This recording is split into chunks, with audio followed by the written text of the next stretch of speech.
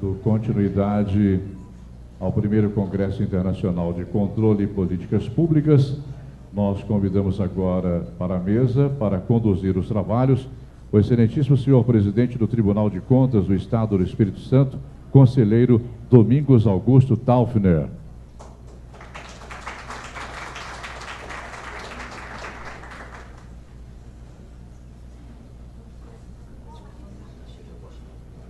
Teremos agora a apresentação dos trabalhos. Por gentileza, com a palavra, doutor Domingos Augusto Taufner.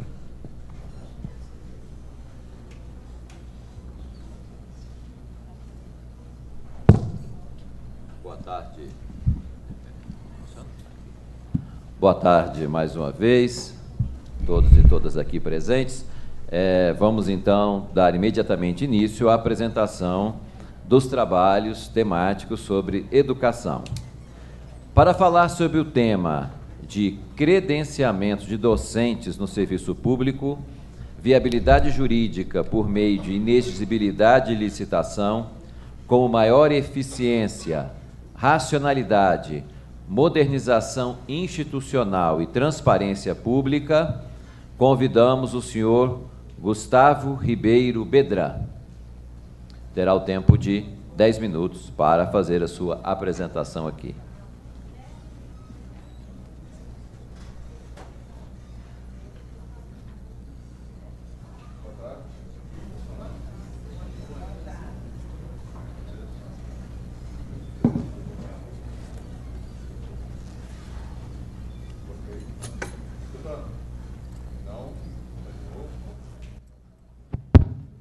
Oi, agora sim. É o meu.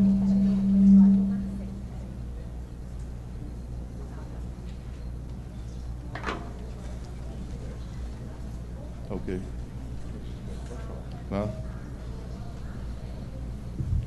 Boa tarde, senhores e senhoras, autoridades aqui presentes. Meu nome é Gustavo Ribeiro Bedran, eu sou servidor público efetivo, no cargo de especialista em política e gestão da saúde, da Secretaria de Estado de Saúde, com lotação atual na Fundação Hemominas, na Procuradoria. Eu sou mestre em promoção da saúde e prevenção da violência pela Faculdade de Medicina do UFMG, tenho pós-graduação em Direito Civil, na Escola Superior de Guerra também, e ano passado eu fiz pós-graduação pelo Tribunal de Contas do Estado de Minas Gerais. O trabalho versa sobre a questão do credenciamento de docentes, que nada mais é do que o banco de talentos que alguns tribunais utilizam, tribunais de contas, e muitas prefeituras e órgãos públicos também. O objetivo do trabalho foi revisar a literatura e a jurisprudência, inclusive nas cortes de contas brasileiras, e, ao final, propor uma contribuição doutrinária e científica sobre o mesmo. Como metodologia, utilizei uma revisão da literatura e jurisprudência, tendo como critérios de inclusão documentos que relatam sobre o processo de credenciamento. E a conclusão, ao final dele, foi da possibilidade jurídica de contratação de docentes na modalidade de inexigibilidade de licitação, pelo caput do artigo 25. Informo também que o trabalho está disponível encaminhei para a organização, tanto a versão em português quanto a versão em inglês. Passando aqui. Só, por favor, vai me informando o tempo. Faltam 5 minutos. Tem pessoal? Ok. Apresenta-se uma verdadeira problemática a contratação de docentes nas escolas de ensino dos governos e tribunais.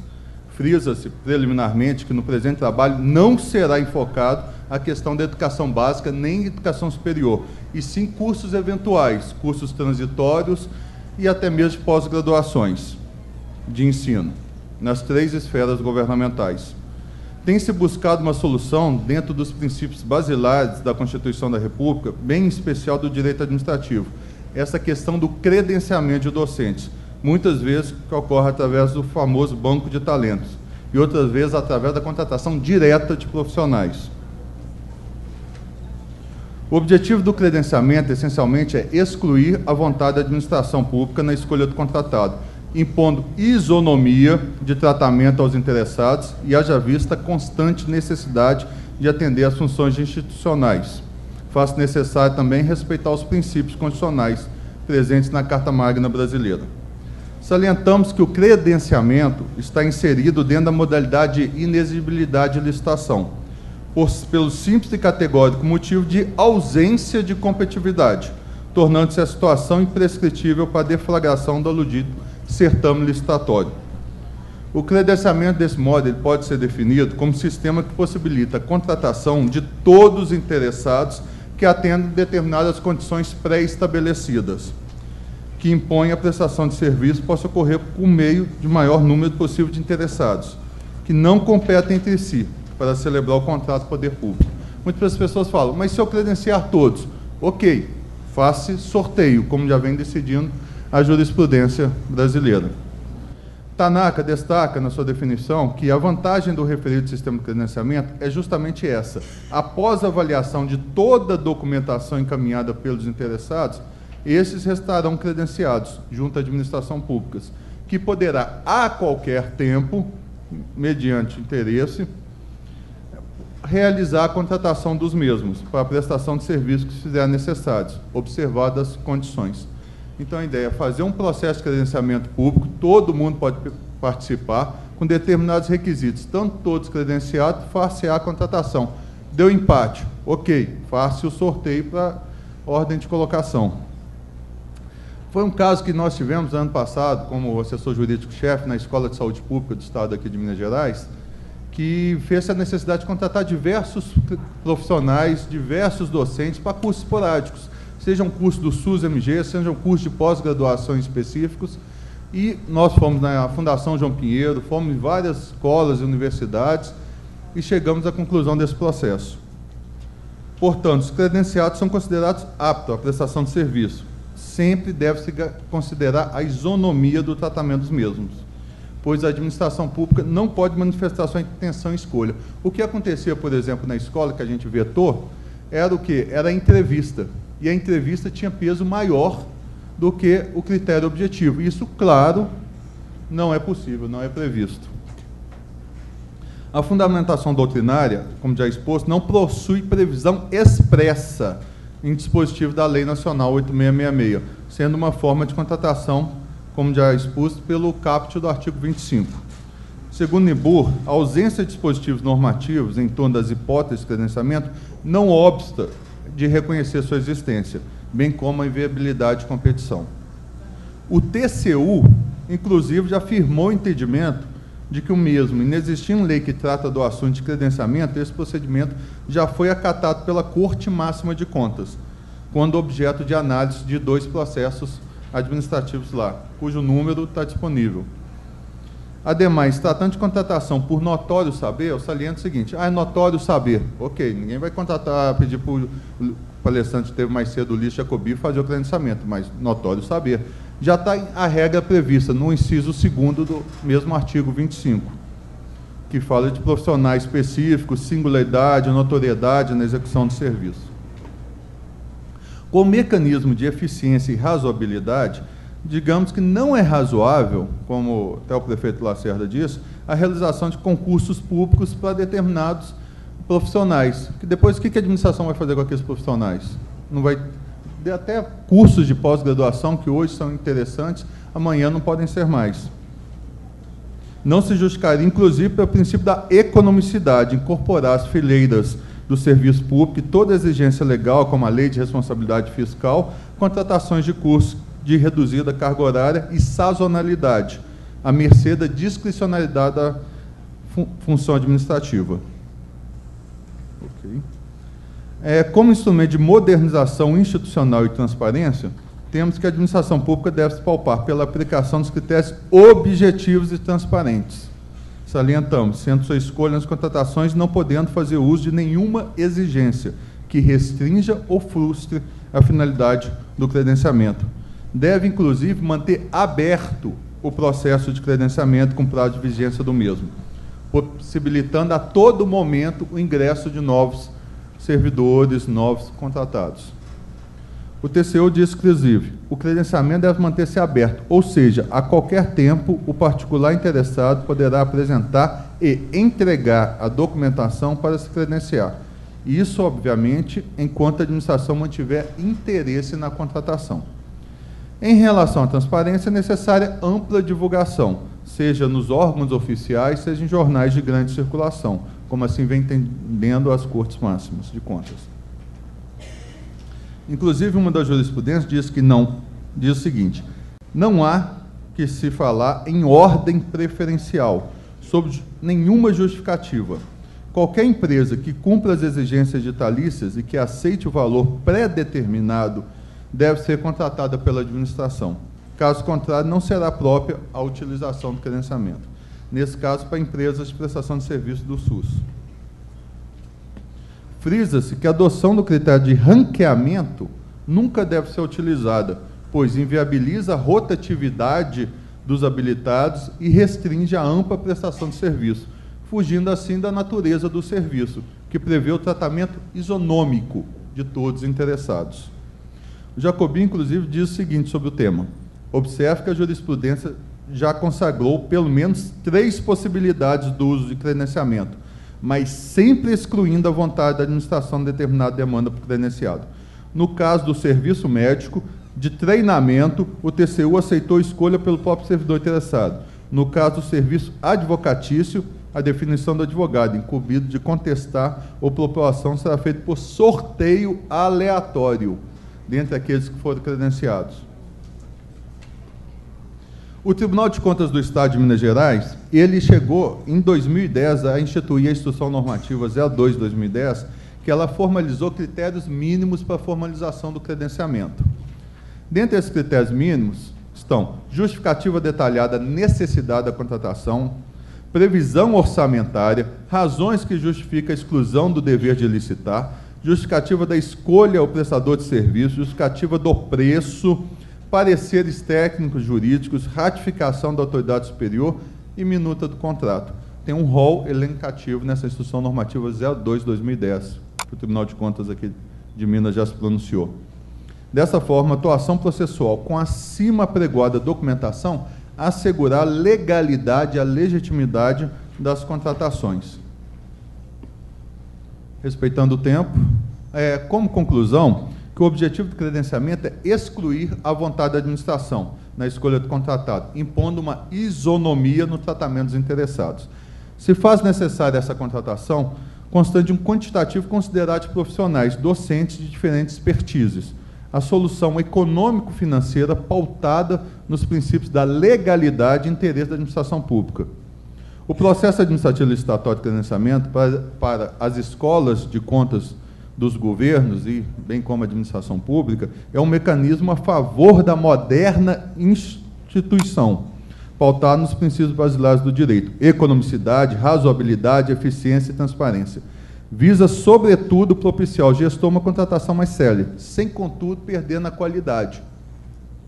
Através das análises efetuadas, bem como da jurisprudência, que está toda disponível, eu reitero aos senhores, no site, constatou-se que o instrumento de credenciamento, contratação, se mostra uma ferramenta adequada e eficaz a solucionar problemas de contratação de docentes, para a docência de cursos livres, cursos eventuais, esporádicos, até imprevisíveis, característicos das escolas de governo.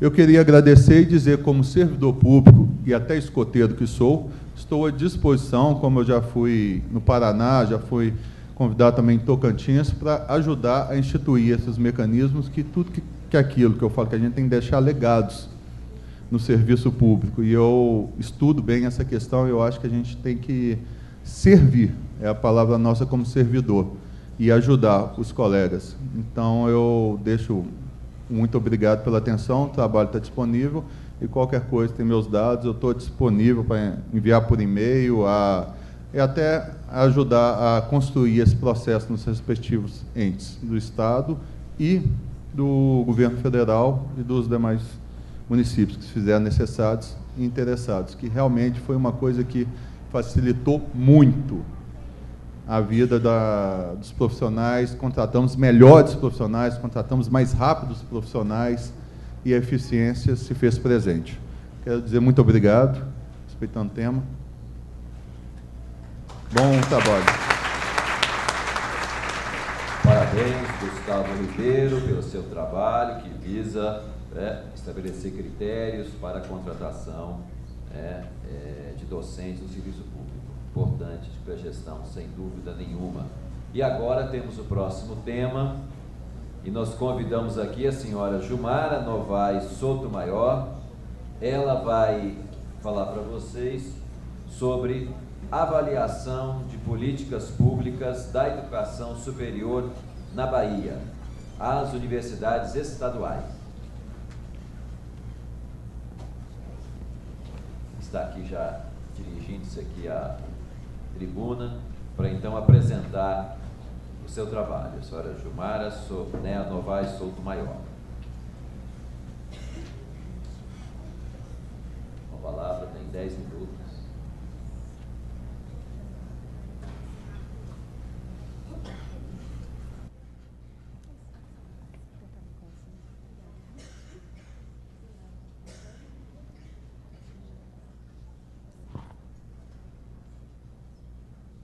Bom, enquanto o nosso material é exibido aí, boa tarde. Estou aqui naquele frio de quem está apresentando um trabalho para uma plateia tão qualificada.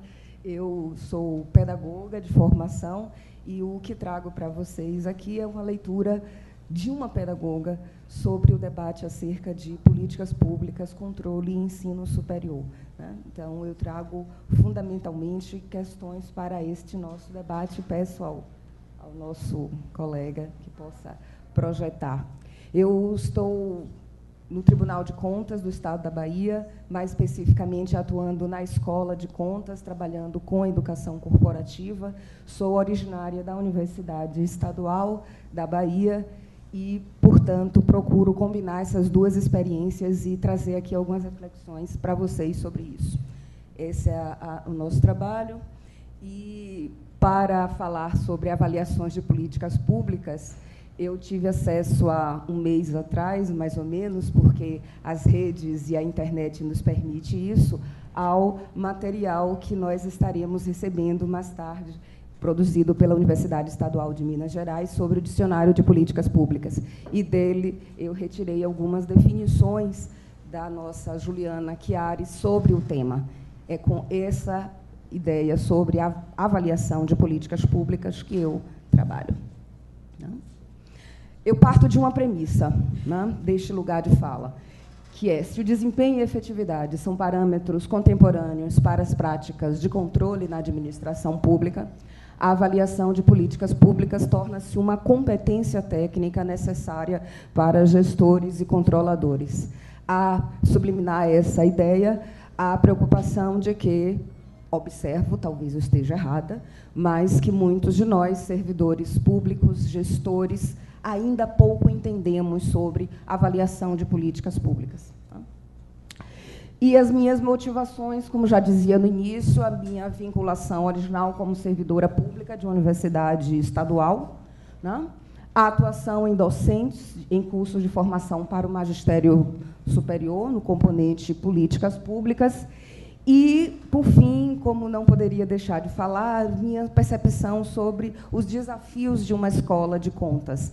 A Escola de Contas no Tribunal de Contas do Estado da Bahia é uma criação muito recente. Nosso marco inicial é em 2015, é em abril de 2015, portanto, nós estamos iniciando nossos processos e entendo que a grande mudança, a significativa mudança da passagem de uma unidade de educação corporativa para uma escola de contas é justamente a possibilidade de afirmar uma atuação que vá além da operacionalização das demandas de educação corporativa. Então, é deste lugar de reflexão sobre os desafios que estão postos para casa que entendo o papel também da escola de contas. Ou seja, é preciso que nós possamos interagir com o controle externo, com a casa como um todo, também oferecendo subsídios e olhares, né? Essa é, para mim, uma motivação muito importante.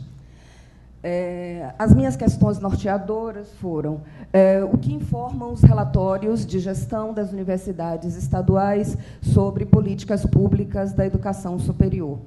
Então, aqui eu estou dizendo que a minha fonte de critério de referência para levantar essas questões que trago para vocês foram os relatórios de gestão do exercício 2014, apresentadas pelas 4 universidades do Estado da Bahia. E, como uma segunda questão norteadora, eu procurei entender o que esses relatórios de gestão informavam para o tribunal, para os gestores, para os controladores, sobre as políticas públicas, para o ensino superior, e em que medida essas políticas públicas, refletidas no relatório, apreendidas a partir da leitura do relatório, poderiam nos indicar sobre a articulação com as políticas, planos e diretrizes estaduais e também com as políticas nacionais. Claro. Você me diz onde está bom? Assim está bom? Ok. Bom, eu tomo como referência que nós temos um sistema estadual de educação, porque compreendemos que é um sistema estadual de educação superior, pelo fato de termos um órgão gestor, uma rede física e um marco regulatório próprio e em articulação com as políticas nacionais. Aqui nós temos alguns dados destas universidades, como vocês veem, nossa primeira universidade estadual, ela data de 70, a segunda em 80, a terceira em 83 e a última de 91. São, portanto, instituições, do ponto de vista histórico, ainda muito recente em consolidação, mas não menos importantes, por isso, no cenário estadual. Desculpem. Nós temos um estudioso, professor, jurista também, foi secretário de Educação do Estado da Bahia, e ele nos traz, no esforço para contar a história da formação do Sistema Estadual de Educação Superior, ele nos traz esta ideia sobre o papel das universidades. Na Bahia, nós, e entendo que isso deva também acontecer em outros estados, nós olhamos para as universidades estaduais, buscando reforçar nelas o papel, a centralidade que elas podem ter no desenvolvimento regional.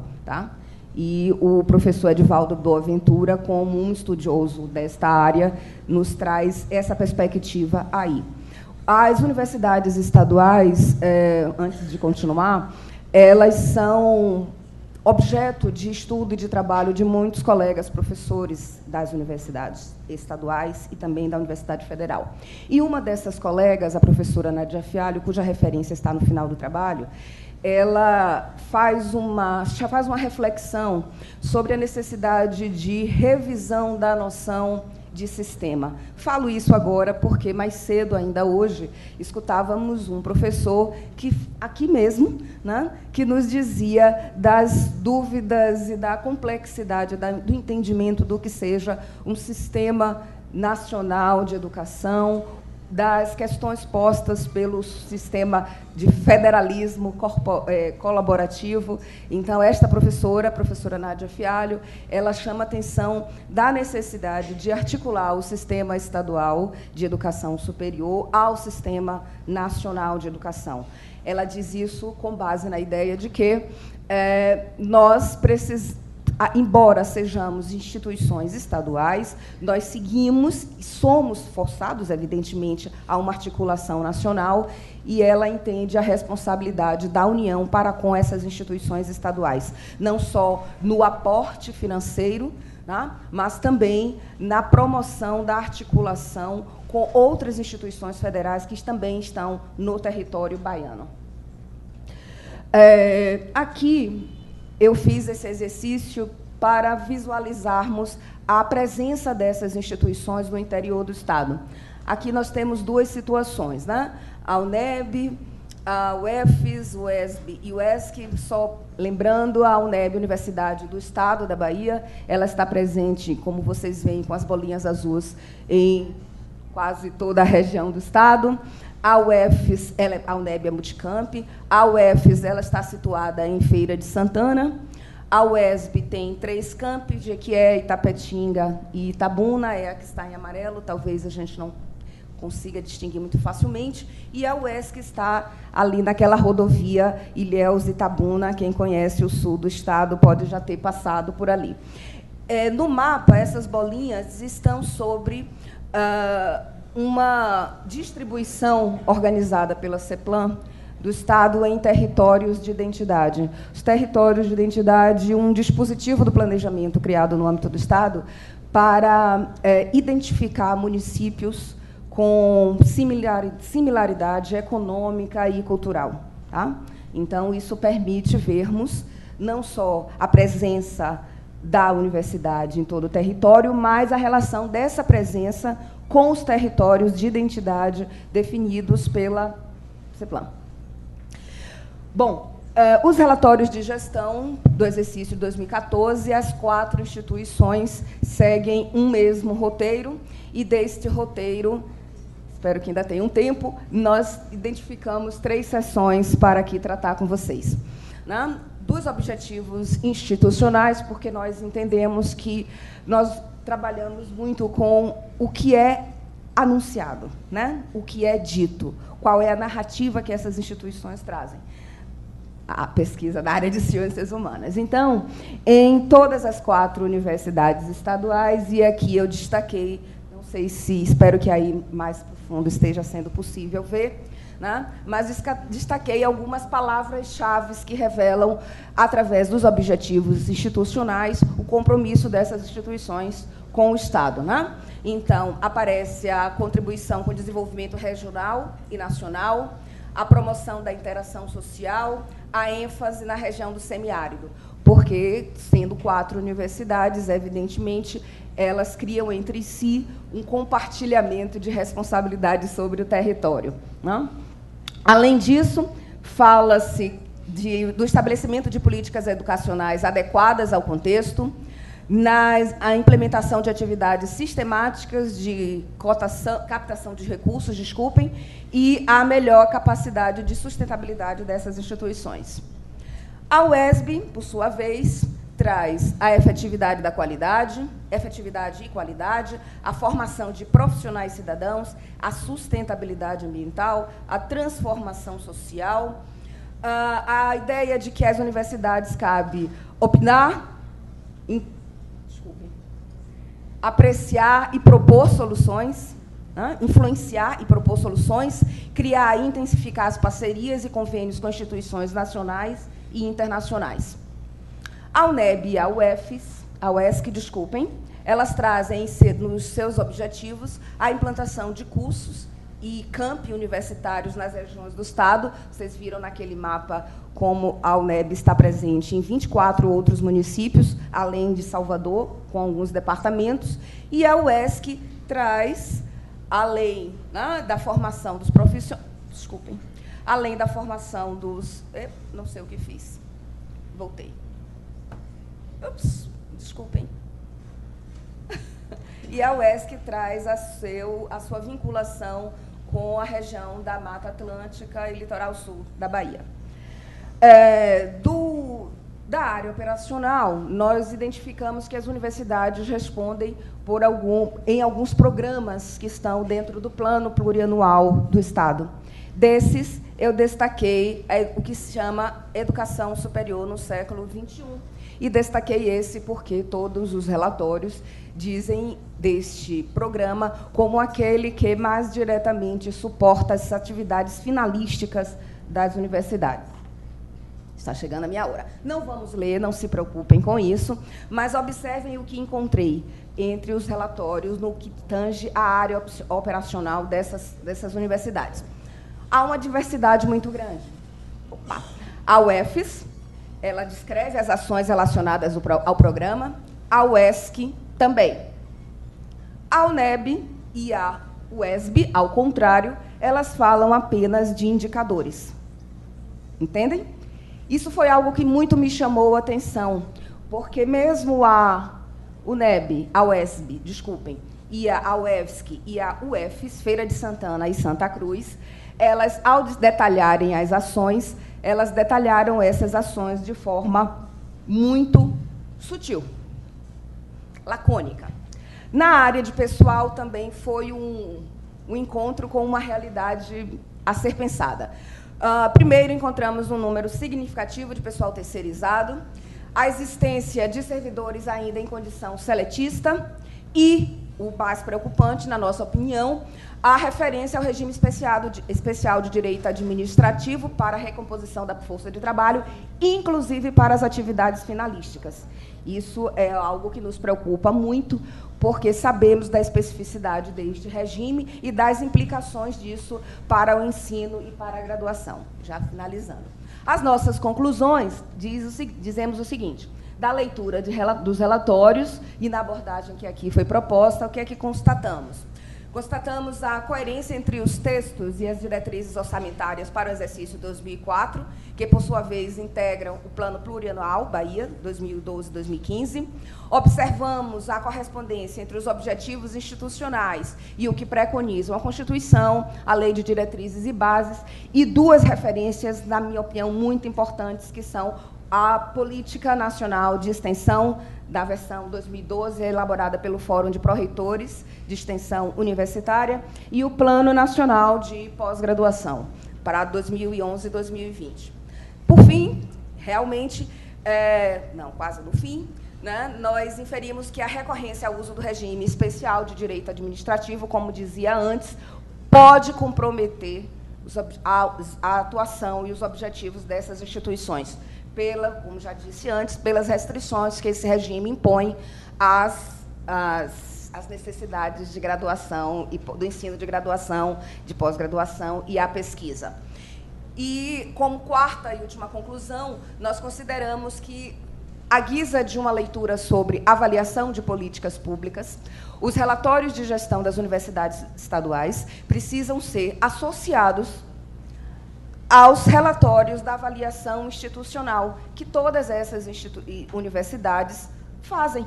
Os relatórios de avaliação institucional estabelecidos em lei, concluirei, querido, obrigada, né, podem ser referências importantes na leitura desses relatórios de gestão com vistas à avaliação de políticas públicas. Aqui estão as nossas referências. Eu quero agradecer aqui a todos, desculpas pelo atraso, agradecer em especial a equipe da Escola de Contas, aqui representados pela colega Tânia e pelo colega Luciano, que foram grandes incentivadores para estarmos aqui, e a colega Natália, diretora da Escola aqui de Contas, também. Muito obrigada.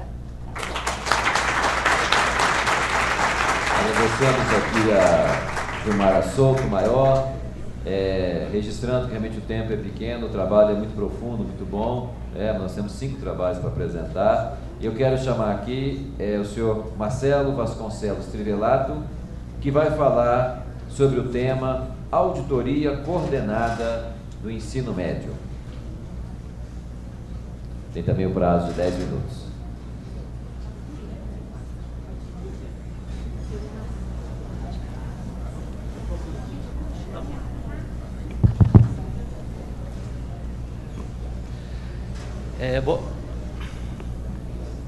Boa tarde, senhor conselheiro, boa tarde, senhores e senhoras aqui presentes. Meu nome é Marcelo, eu trabalho no Tribunal de Contas há aproximadamente 25 anos. Já tenho 6 anos que eu trabalho na área de auditoria operacional. É aquela auditoria que trabalha com avaliação de programas, né? Diferentemente da auditoria de conformidade, onde você procura falha, irregularidades e olha muito a questão da regularidade, né? Essa você analisa muito a questão da avaliação dos programas, se eles existem, se eles funcionam e como eles estão funcionando, certo? Bom, esse trabalho de auditoria operacional na área de educação, ele foi feito em conjunto, em sintonia com mais 24 ou 25 tribunais de contas dos estados, né? Então, vocês que são de outros estados, o Tribunal de Contas de vocês também estão representados aqui. Possivelmente, alguns de vocês podem ter participado deste trabalho, se trabalham na área de auditoria operacional. Nós, então, entramos nessa área e fizemos uma incursão no estado de Minas, um estado com 853 municípios, um estado com mais de 2.000 escolas públicas, né? Um estado com uma diversidade cultural, econômica e social muito grande, né? E como dizia o escritor Mário Palmério, Minas são muitas, então as escolas são muitas e os alunos são muitos. Então eles se diferenciam muitas vezes na qualidade, no aproveitamento. Mas foi uma grande um achado, uma surpresa para a gente trabalhar com este tema e conhecer as pessoas das mais diversas regiões do estado. Ali foi a maior auditoria coordenada do mundo. Pode passar? –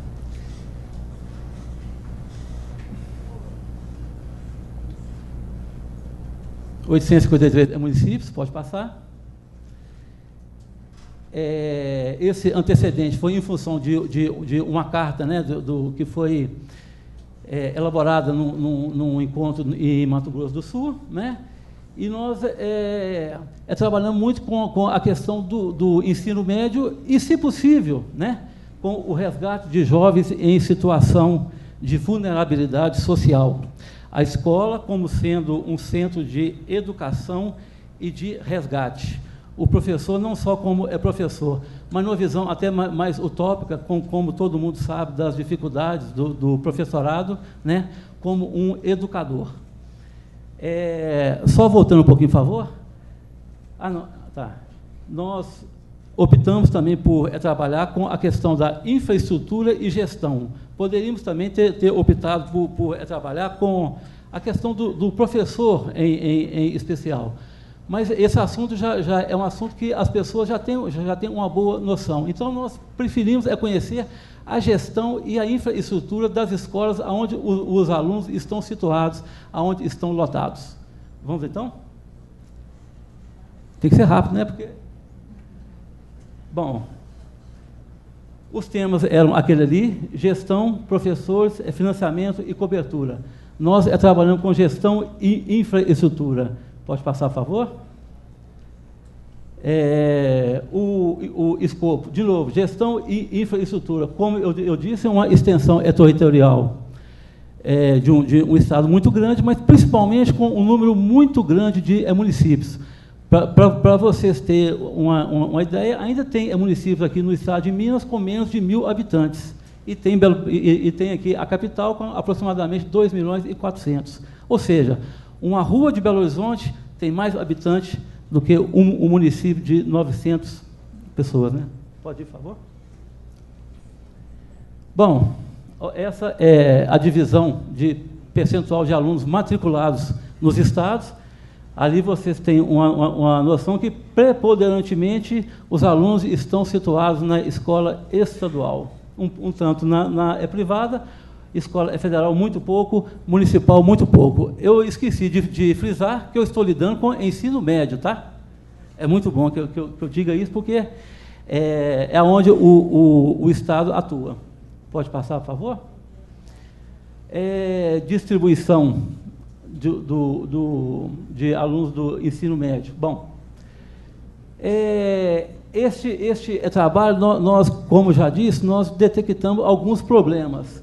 E um deles, em especial, dado ao tempo curto, que eu digo, a taxa de abandono no ensino médio chega a 60%. Isso eu acredito que seja um fato que não se restringe só ao Estado, né? Isso aí é comum. Há, de fato, uma baixa atratividade. O que o ensino médio oferece para o aluno em termos de profissionalização é muito pouco. Razão pela qual há uma enorme taxa de evasão. Pode passar? Esse é alguns dos procedimentos que nós utilizamos, principalmente entrevista com professor e grupo focal com alunos. Pode passar?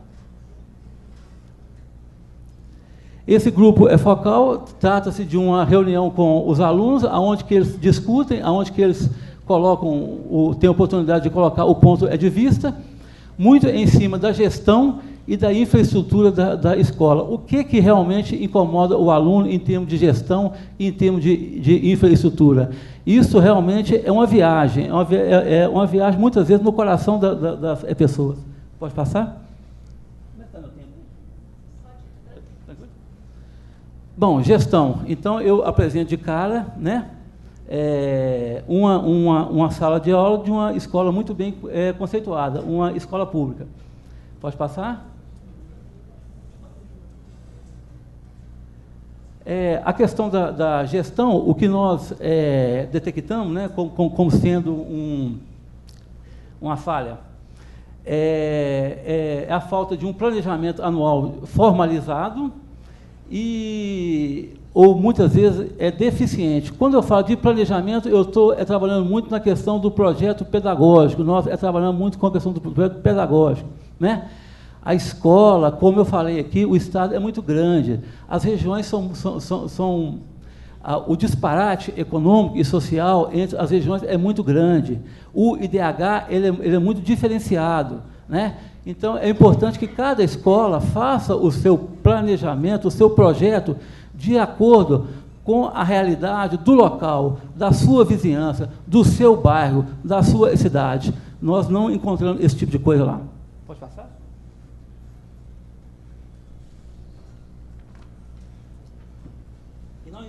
E não encontramos por quê? Um dos motivos, né, é o pouco envolvimento da comunidade, pais, alunos e muitas vezes professores também, sabe? Talvez por falta de incentivo, por falta de tempo, em função de uma carga horária exagerada. Pode passar? A questão da infraestrutura está aí. Uma boa infraestrutura, ela permite que a escola desenvolva alguns procedimentos e que evite outros, como esse aí. Esse aí pode ser um caso de desperdício de livro didático. Dificilmente um local desse tem condição de preservar esse material didático, né? Ele é condenado ao perecimento. Pode passar, por favor?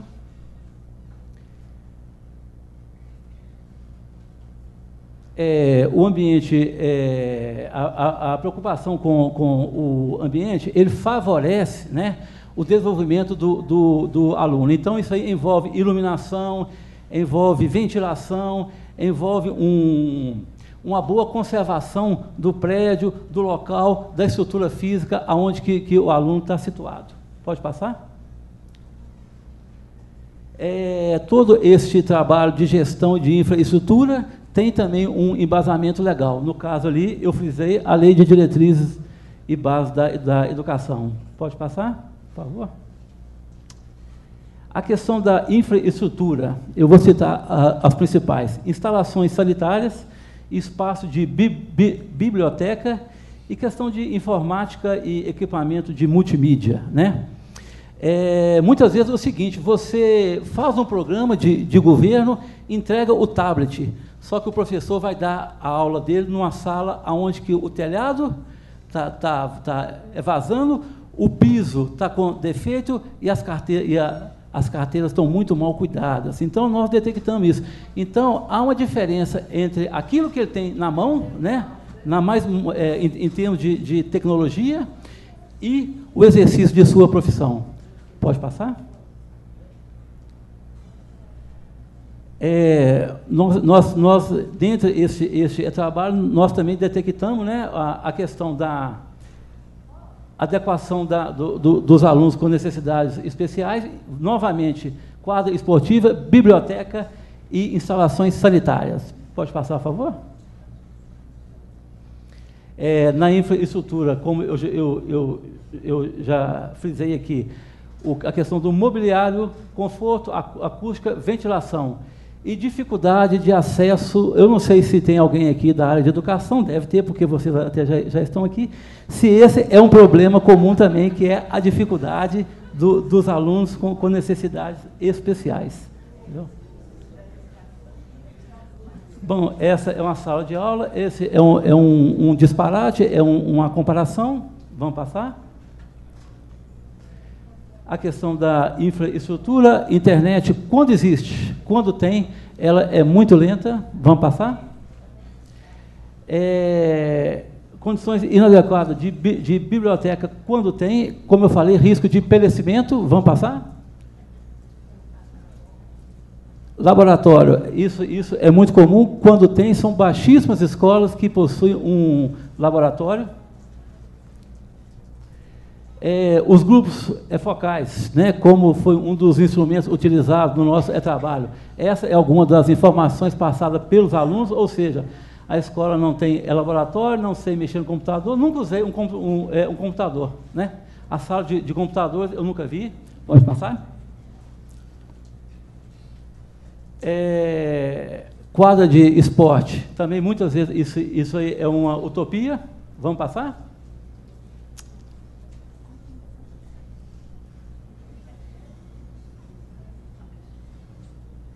Essa é só uma exemplificação. Vamos passar? As condições de infraestrutura foram insatisfatórias em relação à higiene e limpeza das instalações. Nesse grupo focal, era muito comum você perguntar: você utiliza o banheiro? Para homem é mais fácil, e para mulher era bem mais complicado. Muitas delas diziam: eu utilizo antes de ir para a escola. Na escola eu não utilizo. Esses são alguns exemplos. Vamos passar? Este é o trabalho apresentado de forma muito rápida. Muito obrigado.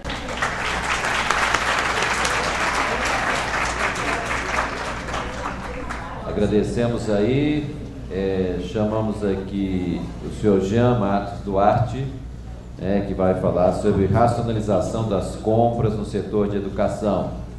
Parabenizamos aqui o senhor Marcelo pela exposição, pelo trabalho, e que realmente é importante nós fazermos não só auditoria de conformidade, mas sim essa auditoria que busca verificar a realidade, seja da educação ou de outras áreas temáticas. Agora, então, com a palavra para falar sobre racionalização das compras, o senhor Jean Matos Duarte.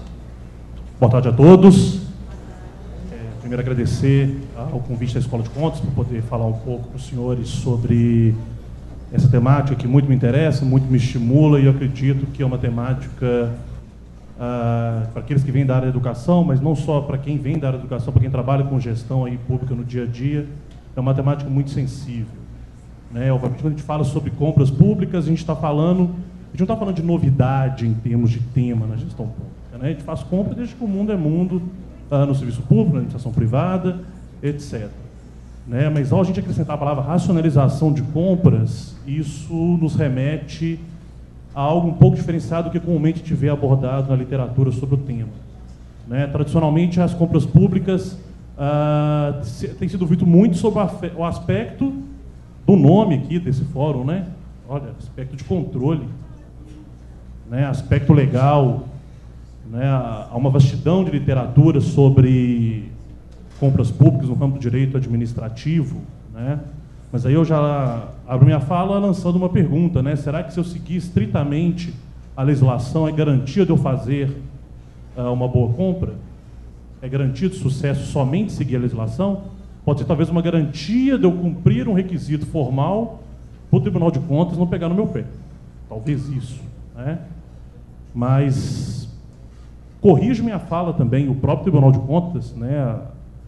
Até a própria figura do conselheiro Sebastião Elvésio tem estado muito na vanguarda de preocupar não só com o aspecto de controle, mas com o aspecto também da gestão das compras. Quando o tribunal lança, por exemplo, a questão dos indicadores, que anunciou agora, quando toma iniciativas na busca pelo fomento das pequenas empresas e como os municípios estão aplicando isso, de certa forma, uma visão diferenciada que vai além do requisito legal, vai além da preocupação do controle, vai além do que a gente costuma ver na literatura sobre compras, né?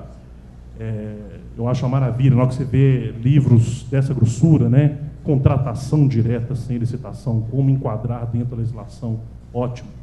Né? Mas a minha discussão aqui considera que o cumprimento da legislação é base, é princípio, mas não é suficiente. Hoje, quando a gente fala de compras públicas, e aí eu chamo a atenção para essa figura, a gente tem que prezar pelo equilíbrio entre o que eu chamo de máxima eficiência e economicidade e compras como política pública. Ou seja, foi-se o tempo né, em que a compra visava atender somente a proposta mais vantajosa para a administração. Foi-se o tempo em que bastava eu comprar, respeitando a legislação, e obter o menor preço. Até mesmo para eu comprar, respeitando a legislação, obter o menor preço, tem um conjunto de práticas anteriores à própria compra, às próprias compras, que é possível de ser adotada. Vamos estar falando de planejamento de compras, vamos estar falando de uma boa especificação, de uma pesquisa de mercado, de uma coordenação de esforços no âmbito da administração pública, mas não só isso, né? Compras também passa a ser vista como política pública. Ou seja, como que eu uso da compra pública como um instrumento de fomento, como um instrumento de desenvolvimento, e isso nos remete a questões, né, que muitos senhores já ouviram, quando a gente está falando de agregação de requisitos de desenvolvimento sustentável nas compras públicas. Quando a gente está falando, eu já disse aqui, de fomento aos pequenos negócios por meio das compras públicas, né?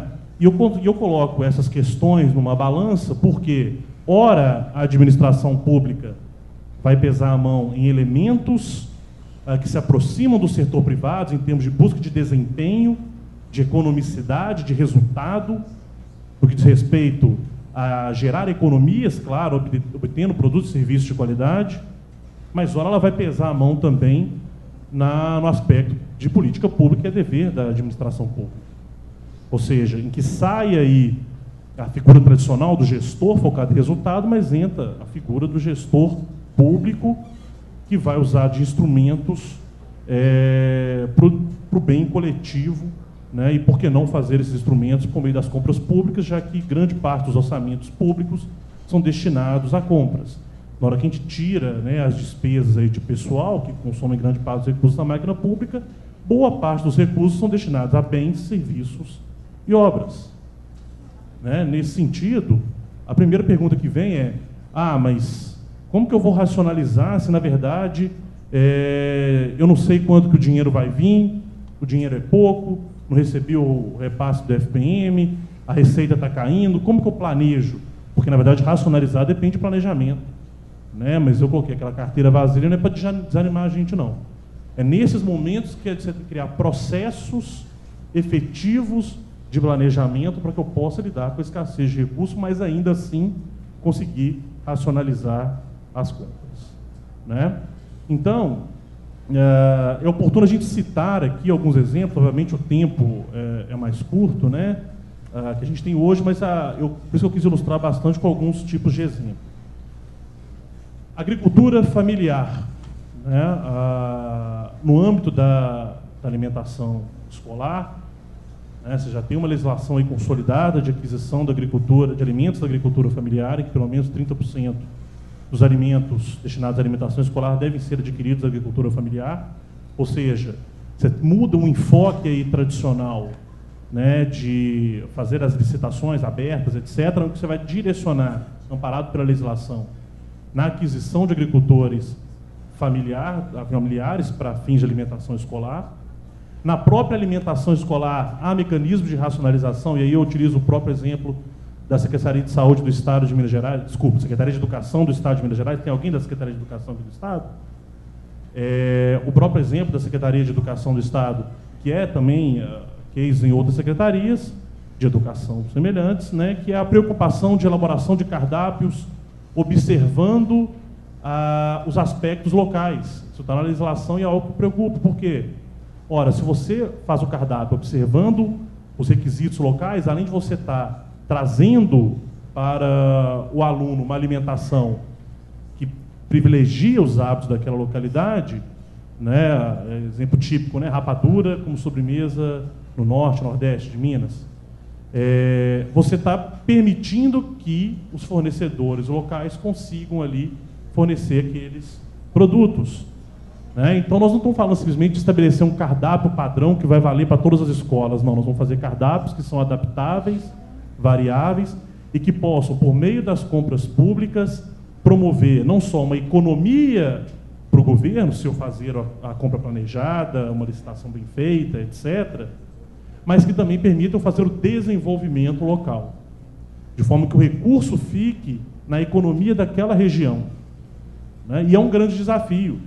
né? Cito para vocês um exemplo da agricultura familiar. Hoje tem fornecedor de Santa Catarina, agricultor familiar, cooperativas de agricultores familiares, fornecendo leite para a zona da Mata Mineira.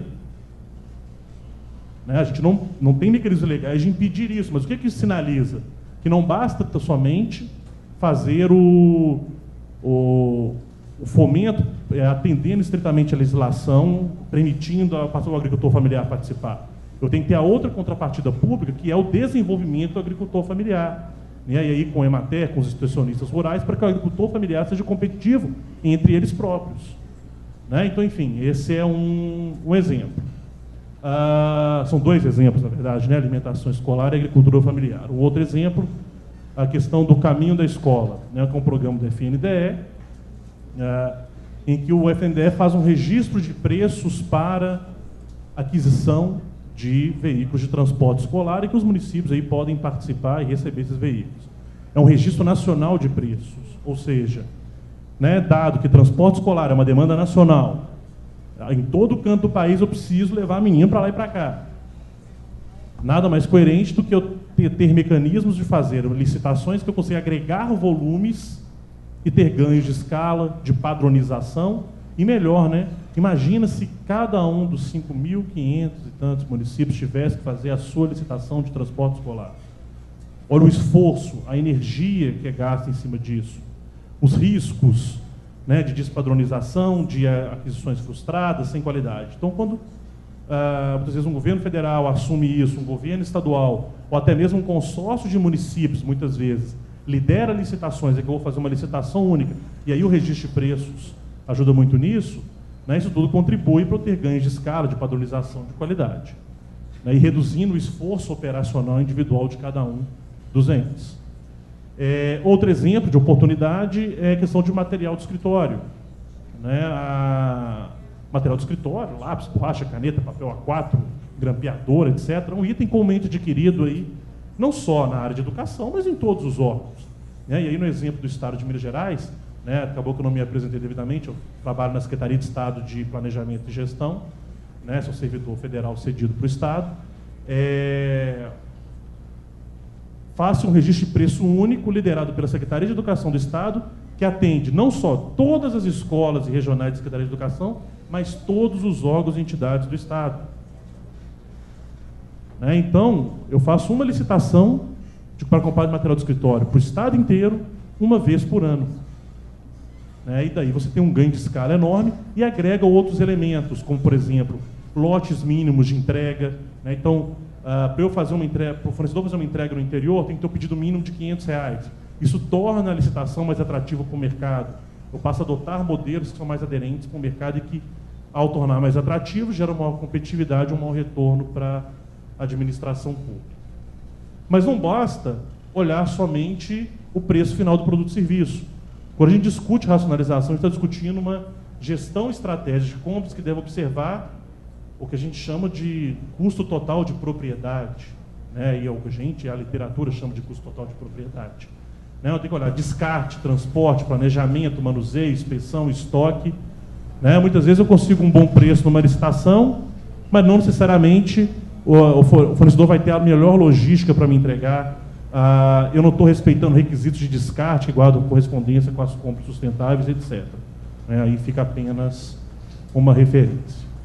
E, por fim, trago aqui o bom e velho ciclo PDCA, né? Planejar, desenvolver, checar e agir. Ou seja, racionalização pressupõe planejamento. Então, sem um planejamento de compras que leve em consideração disponibilidades orçamentárias, uma boa especificação de materiais, um conhecimento da base de fornecedores, um conhecimento da legislação, uma decisão do equilíbrio daquilo que a legislação permite entre o que eu vou ser mais agressivo em termos de eficiência e de economicidade e aquilo que eu vou priorizar nas políticas públicas, sem isso eu não consigo racionalizar.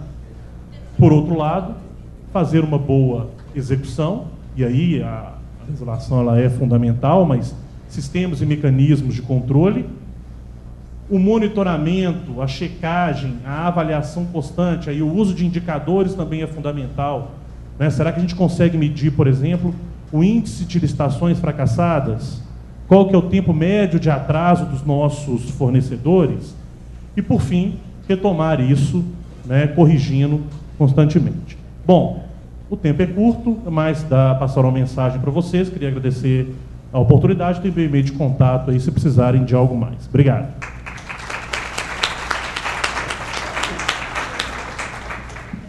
Parabéns, Jean.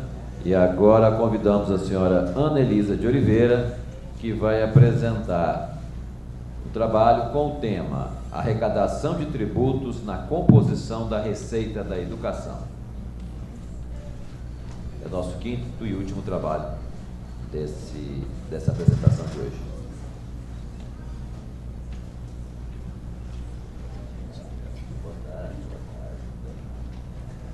Boa tarde. Na verdade, o que eu vou trazer aqui é uma parte que foi apresentado na terceira conferência, foi realizada em maio pelo tribunal, e também uma percepção do impacto da receita tributária, né, na arrecadação aí dos municípios. Então, com relação à arrecadação de tributos, aí a gente vai trazer a legislação, né, essa composição dessa receita na educação e falar também o que traz lá no Plano Nacional de Educação, que é recente. Esse último tema, né, até agora a gente falando sobre a despesa, sobre a qualidade da educação, mas não menos importante é a questão da receita. Só vai atingir os fins lá se a política também de arrecadação ela foi efetiva dentro daquele órgão, né, de cada ente aí. Então, a gente tem vinculações, né, para essa educação. Já se discute, já foi discutido em algumas outras, em oportunidades, em congressos, né, de desvinculação ou não, que essa vinculação ela engessa, né, o recurso.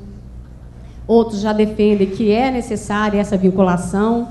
Se não houvesse essa vinculação, não teria essa aplicação efetiva, né, nesses recursos. Então, tem essa discussão. Trazer sobre o Fundeb, que compõe, né, o Fundeb, e a lei do Piso Nacional lá de Educação. É isso que a gente vai abordar nesse início. Bom, Constituição Federal, no artigo 212, trata da vinculação mínima na manutenção e desenvolvimento do ensino. Quando a gente fala arrecadação de tributos, né, então não são todos os tributos que compõem a educação, né, são os impostos e as transferências, né, de impostos. Mas, dentro dos tributos, o mais representativo realmente são os impostos. Bom, a Lei 9394, a Lei de Diretrizes e Bases da Educação. A Lei de Diretrizes e Bases da Educação traz quais são essas receitas, né? Então, são os recursos próprios, os impostos próprios que o município arrecada, aquelas competências constitucionais e as transferências constitucionais, né? O que é importante a gente falar sobre com o tempo que a gente tem aqui, o que é importante a gente chamar a atenção? É sobre essa vinculação dessa receita, né, que existe uma vinculação, tudo aquilo que é a participação constitucional, transferência constitucional de impostos, aquela parcela que cabe a cada ente, ou ao município, ou ao Estado, né?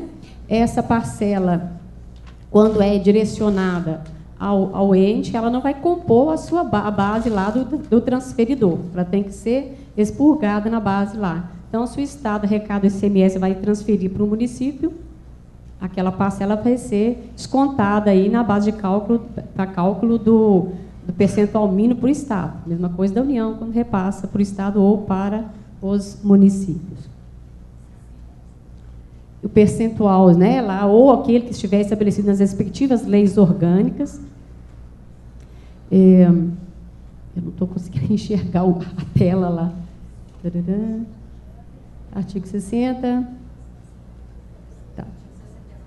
Tá, 69. Bom, eu vou ter que ler aqui, porque eu não estou vendo o que está escrito lá. é o que eu falei, a parcela de arrecadação, né, desses tributos vai ser descontada. Então, no caso do município, tudo que ela receber de repasse vai compor lá a transferência e os seus impostos próprios. No caso do Estado, a parcela, né, os impostos dela do ICMS, os impostos próprios, e mais a parcela que a União repassar. O que ela repassar de ICMS para o município vai ser descontado lá o percentual do Estado. Vamos lá aqui. Bom, aqui a questão é o seguinte, não é só no momento da arrecadação, né? Lá no momento da previsão. Então, a lei, a LDB, ela determina que momento da previsão, da elaboração do orçamento, precisa ter aquela previsão do mínimo constitucional. Então, essa previsão, durante o ano, ela tem que ser ajustada a cada trimestre.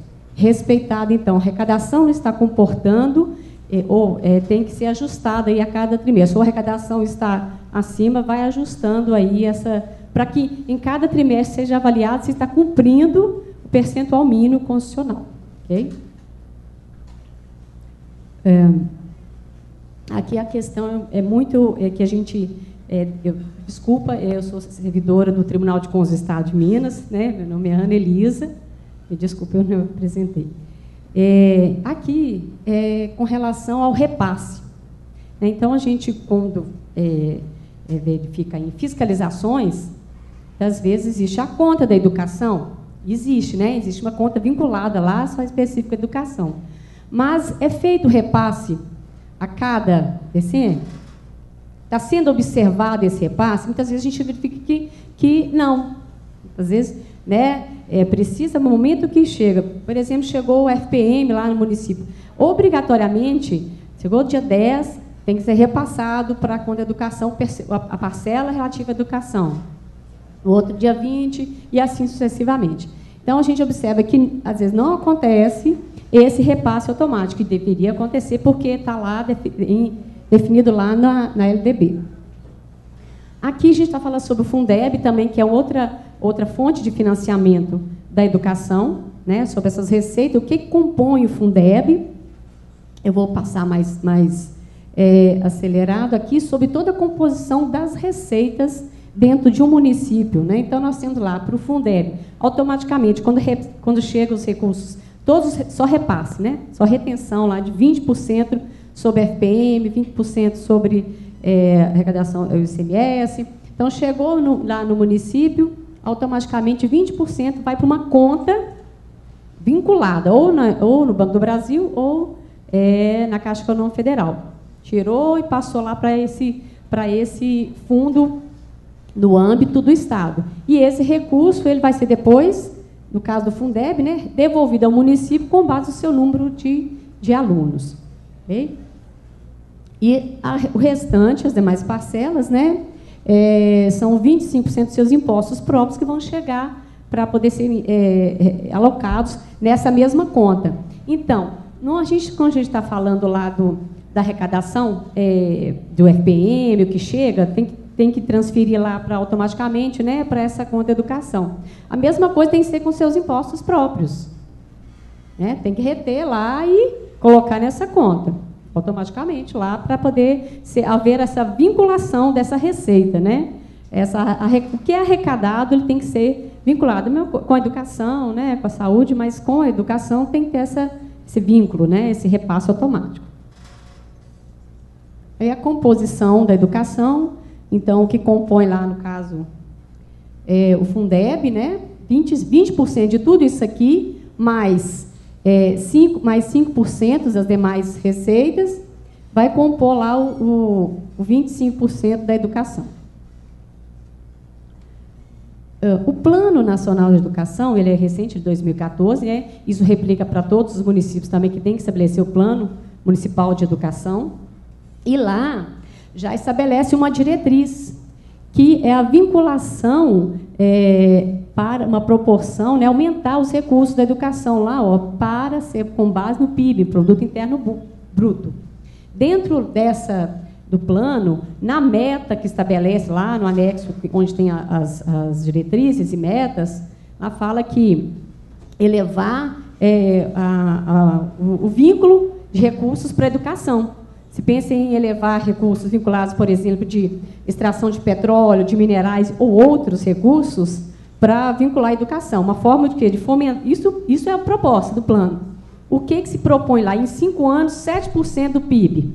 E que se chega até o final do último decênio, né, que é 10 anos, em 2024, em 10% do PIB.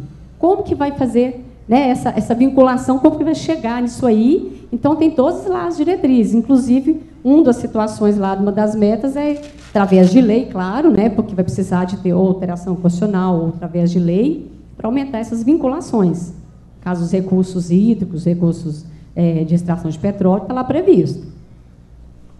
Bom, dentro desse tema de arrecadação de tributos, eu falei que eu ia trazer também uma percepção, né, do que representa isso. Não está aqui na nossa apresentação, mas o que a gente fizemos um levantamento que está disponível no portal do tribunal, através do fiscalizando.tce, você clica lá e você verifica, você vê todas as receitas e despesas de um município, ok? O tribunal tem lá no portal dele, fiscalizando.tce, você escolhe o município, escolhe o ano, e nós fizemos, para apresentar aqui o trabalho para vocês, fizemos um levantamento, escolhemos e selecionamos 10, mão cheia, né? Os 10 maiores em termos de arrecadação no ano de 2014. Qual foi o diagnóstico? Nós levantamos receitas tributárias e total de receitas correntes. Dentro dessas receitas tributárias, só esses 10, nós temos 853 municípios. Só esses 10 representam quase 60% do total das receitas tributárias. Com relação à receita corrente, esses 10 representam 35%. Né? E dentro, lá nesses municípios, qual que representa essa receita tributária nesse município em relação à sua receita corrente? A gente verificou desses 10, de 35% até 13%. Né? Então, tem uns realmente que estão arrecadação dos seus tributos próprios, que é o foco que a gente está falando aqui, né? E tem aqueles que realmente, aí vamos considerar todo o universo 853, se 10 representam quase 60% desse total de receitas tributárias, e dentro do total de receitas correntes, esses 10 só representam 35%, que diagnóstico de primeira análise, né, a análise que nós fazemos desses números, é que nos municípios pequenos, a arrecadação dos seus tributos próprios não é efetiva, né, que há a dependência, já que esses 10 representam só 35% das receitas correntes, aí está todas as transferências, né, de decorrentes constitucionais, que há uma verdadeira dependência para as transferências constitucionais vinculadas aos impostos. Então, não há uma efetiva arrecadação dos seus tributos próprios. E é constitucional, e é competência privativa desse órgão. Né? Então, eu lanço a pergunta com base nesse dado que nós fizemos, nesse levantamento. De que forma que nós podemos, aqui também falando de momento de crise, que podemos elevar essa arrecadação? Como trabalhar para que, já que se é difícil de elevar seu ISS, mas vamos avaliar que empresas que nós temos no nosso município, essas empresas são registradas, vamos procurar fiscalização para ver se está sendo recolhido esse ISS, né? IPTU, aquelas empresas realmente estão ali, ou residenciais também, né? Estamos arrecadando os tributos de uma forma que traga o benefício para essa coletividade? Essa é uma questão dentro desse diagnóstico que nós colocamos. O tempo é curto e obrigado pela atenção. Obrigado. Agradecemos aí a senhora Nelise Oliveira, que falou sobre o tema arrecadação de tributos na composição da Receita da Educação. Esse painel aqui faz parte desse primeiro Congresso Internacional de Controle e Políticas Públicas, que coloca frente a frente pessoas da administração pública, pessoas do controle externo e também pessoas do meio acadêmico. Devolvo a palavra agora ao nosso mestre de cerimônia para fazer aí o encerramento. Muito obrigado, doutor Domingos Augusto Taufner, Senhoras e senhores, as pessoas que apresentaram seus trabalhos hoje, lembramos que os certificados estarão disponíveis na secretaria amanhã com a Simone.